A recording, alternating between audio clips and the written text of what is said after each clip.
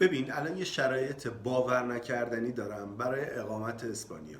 اسپانسرشیپ اسپانیاست. شرایطش خیلی ایدئاله، چون یه اقامت 3 ساله بهت میده و تو این 3 سال شرط حضور نداره. یعنی تو با اقامت اسپانیا میتونی تو هر کشور دیگه ای که تحت شینگنه زندگی بکنی. اجازه کار بهت میده، تو میتونی اجازه کارتو چنج کنی و تو هر کشور دیگه ای که میخوای زندگی کنی. فقط یه شرایطی داره، ماهی 320 یورو باید مالیات سفید اسپانیا رو پرداخت بکنی تا اقامتت بعد از 3 سال 2 ساله تمدید بشه. 6 ماه از 2 ساله که گذشت میتونی برای اقامت دائم اروپات اقدام بکنی. این اقامت به درد کسایی میخوره که تو ایران کاسبی و پول دارن، نمیتونن شرط حضور رو رعایت بکنن. یعنی تو اقدام میکنی برای اقامت 3 سالت، ولی تو ایران داری کارتو میکنی، یه روزم لازم نیست اروپا باشی، ولی داری اون مالیات 320 یورویی رو پرداخت میکنی.